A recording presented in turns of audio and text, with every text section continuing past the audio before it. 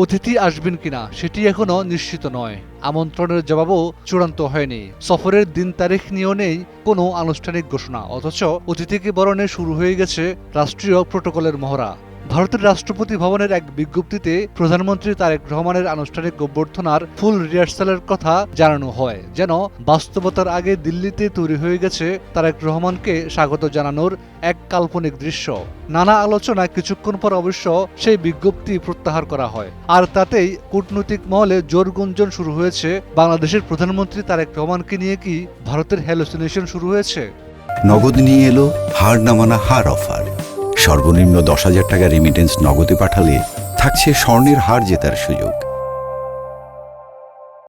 21 August দুপুরে ভারতের রাষ্ট্রপতি ভবনের এক বিজ্ঞপ্তিতে জানানো হয়, শনিবার ফোরকোর্টে নিয়মিত চেঞ্জ অব গার্ড অনুষ্ঠান হবে না। কারণ হিসেবে উল্লেখ করা হয় বাংলাদেশের প্রধানমন্ত্রীর আনুষ্ঠানিক অভ্যর্থনার প্রস্তুতির মহড়া। বিষয়টি প্রকাশ্যে আসার পর স্বাভাবিকভাবে শুরু হয় আলোচনা, কিন্তু সেই আলোচনা থামার আগে আসে দ্বিতীয় বিজ্ঞপ্তি। আগের বিজ্ঞপ্তি প্রত্যাহার করা হয়েছে। এখানেই ঘটনাটির রাজনৈতিক তাৎপর্য, কারণ ঢাকা এখনো তারেক রহমানের দিল্লি সফরকে চূড়ান্ত বলে স্বীকৃতি দেয়নি, বরং বাংলাদেশ জানিয়েছে প্রধানমন্ত্রীর সফরের আগে অনুকূল পরিবেশ তৈরি হওয়া প্রয়োজন। অর্থাৎ ঢাকার কূটনৈতিক গড়িতে এখনো অপেক্ষার সময় চলছে, অথচ দিল্লির রাষ্ট্রীয় প্রটোকল যেন কয়েক কদম এগিয়ে গিয়ে অভ্যর্থনার সময় গুনতে শুরু করেছে। ভারতের আগ্রহ অবশ্য নতুন নয়। বাংলাদেশের পরিবর্তিত রাজনৈতিক বাস্তবতায় তারেক রহমানের সঙ্গে সম্পর্ককে দিল্লি কৌশলগতভাবে গুরুত্বপূর্ণ মনে করছে। আঞ্চলিক রাজনীতি, সীমান্ত নিরাপত্তা, বাণিজ্য এবং দক্ষিণ এশিয়ার ভূরাজনীতিতে বাংলাদেশের অবস্থান ভারতের জন্য অত্যন্ত গুরুত্বপূর্ণ। এর চেয়ে বড় বাস্তবতা হলো তারেক রহমানের আন্তর্জাতিক যোগাযোগ ও গ্রহণযোগ্যতা নিয়ে সাম্প্রতিক সময়ে ব্যাপক আগ্রহ তৈরি হয়েছে। চীন, যুক্তরাষ্ট্র সহ বড় শক্তিগুলোর সঙ্গে বাংলাদেশের সম্পর্কের নতুন সমীকরণে ঢাকার গুরুত্ব বেড়েছে। ফলে দিল্লির কাছে তারেক রহমানকে পাশে পাওয়া নিছক একটি দ্বিপক্ষীয় সফরের বিষয় নয়, এর সঙ্গে জড়িয়ে আছে বৃহত্তর আঞ্চলিক কৌশল ও দিল্লির ধুঁকতে থাকা অর্থনীতিকে চাঙ্গা করার স্বপ্ন।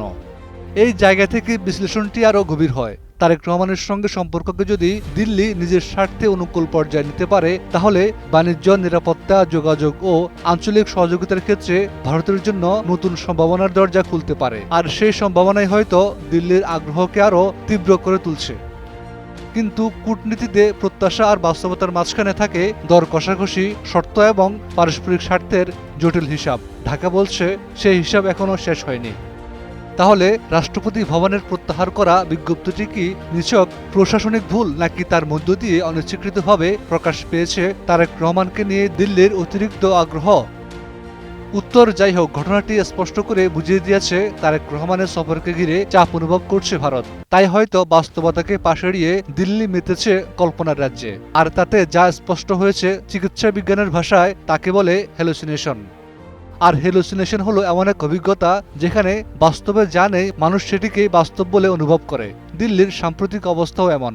ভারতের এই আচরণকে ঘিরে কূটনৈতিক মহলে তৈরি হয়েছে নানা কৌতুক ও রসিকতা। প্রশ্ন উঠেছে, তারেক রহমানকে নিয়ে দিল্লির কূটনৈতিক মগজে কি জন্ম নিয়েছে হ্যালুসিনেশন?